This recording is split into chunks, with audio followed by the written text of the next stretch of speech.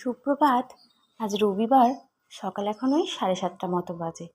আজ আমার জীবনের একটা অত্যন্ত গুরুত্বপূর্ণ দিন, তাই সকাল থেকেই মনটা খুবই ভালো আছে। আর সকালে উঠেই দিনের সবথেকে বিশেষ কাজটা করছি। আমার ভালোবাসার মানুষ যে জিনিসটা আমাকে দিয়েছে সেটা যেন সতেজ থাকে তার ব্যবস্থা করছি।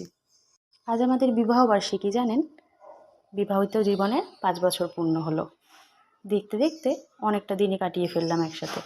এখনও অনেক দূর পথ চলা বাকি। আজকের এই বিশেষ দিনে আপনাদের সবার আশীর্বাদ আমরা দুজনেই কামনা করি। আজ রবিবার, সচরাচর অমিতের ছুটিই থাকে, তবে আজকে ওকে কাজে যেতে হচ্ছে।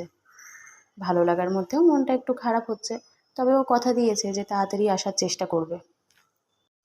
এখানে ও সকালে বেরোনোর আগে কিছুক্ষণ বসে একটু গল্প করছিল। হয়তো ভাবছে ও বেরিয়ে যাচ্ছে বলে আমার মনটা খারাপ। তা অবশ্য সত্যি, তবে ঠিক আছে, কাজে তো যেতেই হবে, বলুন। আজকে প্ল্যানিং ছিল অনেক কিছুই, তবে যেহেতু অমিত বেরিয়ে গেল, দুপুরে খাওয়া দাওয়ার ঠিক নেই, তাই জন্য রান্নাবান্নাও সেরকম কিছু হবে না। রাতে ভেবেছি একটু ওর পছন্দের খাবার বানাবো।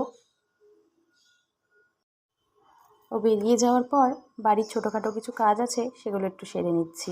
রান্নাঘরের এই ড্রয়ারগুলোতে যেগুলোতে আর কি বাসন থাকে, সেগুলো প্রচণ্ড নোংরা হয়েছে।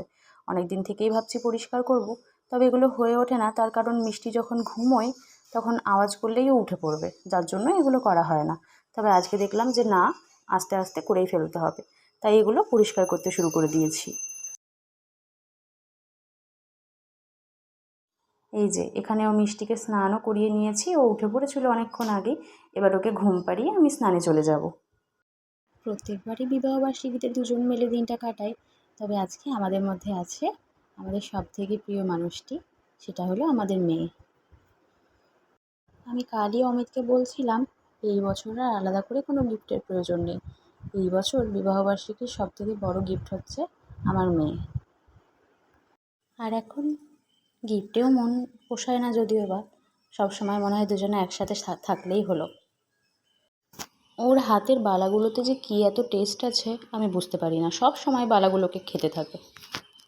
ওকে ঘুম পাড়িয়ে দিয়েছি, এবার আমি স্নানে চলে যাচ্ছি।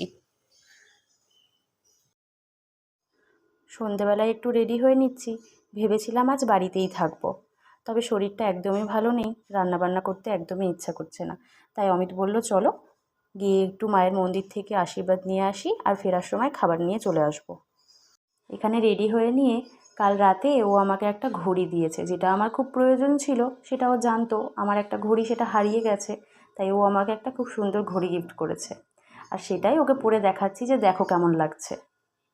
মিষ্টিকে আগেই রেডি করে রেখেছিলাম, এবার বেরিয়ে পড়ছি। চলুন তাহলে আবার মন্দিরে গিয়ে কথা হচ্ছে। চলে এসেছি মন্দিরে। আমরা আমাদের জীবনের বিশেষ দিনগুলো এইখানটায় আসতে ভুলি না, জানেন? মায়ের আশীর্বাদেই তো জীবনটা চলছে, তাই না? তবে আজকে প্রচণ্ড গরম, জানেন? মিষ্টিকে নিয়ে বেরিয়ে খুব অসুবিধাই হচ্ছে। বেশিক্ষণ বাইরে থাকবো না, একটু ঘুরে ফিরে নিয়ে বাড়ি ফিরে যাব। ওকে দিয়ে এখানে মাকে প্রণাম করাচ্ছি, দেখছি ও বেশ মজাই পাচ্ছে। নতুনত্ব জিনিস ওর সাথে করলে দেখি বেশ আনন্দই পায়। আজকের ভিডিওটা আর বেশি বড় করব না, কারণ বেশি ক্লিপস আমি নিতে পারিনি শরীরটা ভালো না থাকায়। তাই আজকের ভিডিওটা এখানেই শেষ করলাম। ভালো থাকবেন সবাই, সুস্থ থাকবেন। দেখা হবে আবার একটি নতুন ভিডিওতে। ভালো লাগলে একটি লাইক, কমেন্ট, সাবস্ক্রাইব করে দেবেন।